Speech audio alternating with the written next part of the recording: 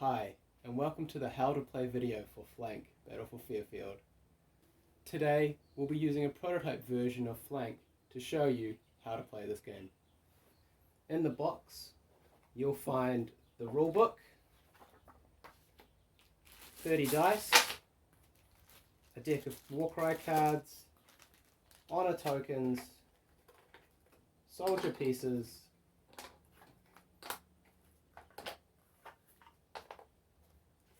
and the game board. Have each player roll a dice to determine who's going to go first. So blue's going to go first. The player going second gets to draw 2 extra Warcry cards before the start of the game. On your turn, you'll complete the 4 phases: draw, honor, move, and fight. In the draw phase, draw 2 cards.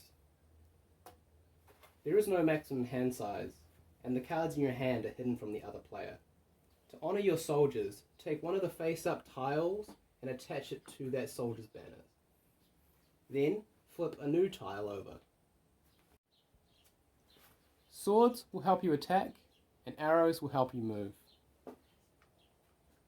Shields will help you defend, and exclamation marks will help you flank. Next is move. You can move up to 3 of your pieces, and you don't have to move any if you don't like. Each piece can only move once, and it can move a number of empty spaces equal to the number of arrow icons it has. Our minions have 1 arrow, so they can move 1 space. Our crusaders have 2 arrows and can move 2 spaces. And this assassin here, who's been upgraded with an honor tile, can now move 2 spaces as well. You cannot move through any pieces, not even your own. The fight phase is broken down into several steps. Declare who you're going to attack, count up to see how many dice you have, play Warcry cards, roll off, rally, and then resolve.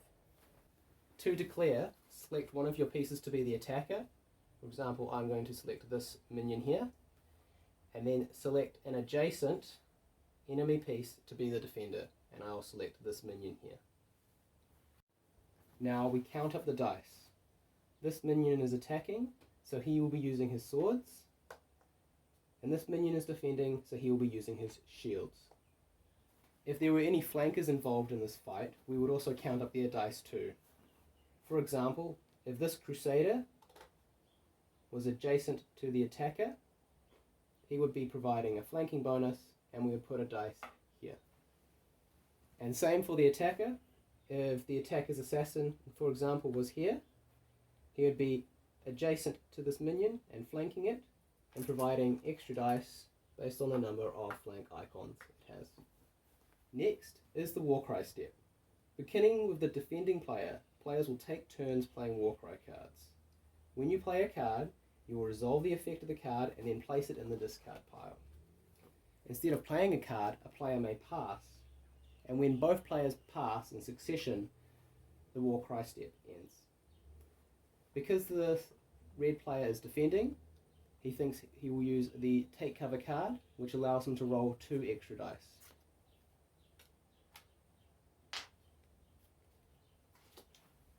Now the attacker plays a card or passes. The attacker, seeing that he is now outnumbered here, will choose to play the ambush card, which lets him choose one of his pieces that isn't attacking or defending and move it 1 space. And he will choose to move his assassin 1 space into this flanking position. Now his flanking assassin provides 3 extra dice in this fight. The defender will then go, seeing that now that he is outnumbered, he will play the dishonor card, choosing one of his foe's honor tiles and ignoring it this fight, flipping it over to show this. And he will pick this tile here, flip it over, which means that assassin is no longer providing that extra flanking dice. Now the attacker's turn. He will play the assault card. As he is attacking, he can roll 1 extra dice by playing this card.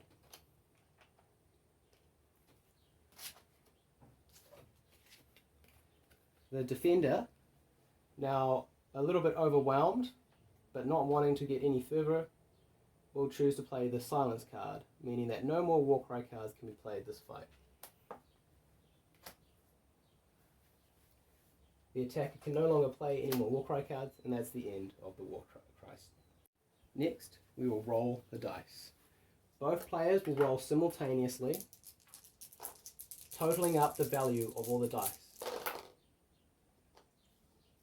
The red player has rolled a total of 10, while the blue player has rolled a total of 10 as well. Before resolving the fight, both players will have a chance to rally their dice. Again, beginning with the defending player, players take turn rallying or passing. The defending player sees that he has a chance to win this fight and will try and rally. To rally, he discards one of his cards and can re-roll up to 2 dice. And he will re-roll the 1 and the 3. Now having a total of 15. The attacking player will then also choose to rally, discarding one of his cards, re-rolling up to 2 of his dice, and now having a total of 13. The defending player is still winning this fight, so will pass. The attacking player will try and rally again, discarding another card, re-rolling 2 dice, now getting a 21. The defending player cannot beat that, but the attacker has spent a lot of cards to defeat him. The player that has rolled the lowest loses this fight. Their attacker or defender is defeated and removed from the board.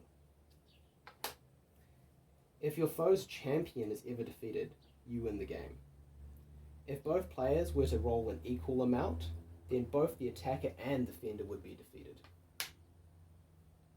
And that's how to play Flank.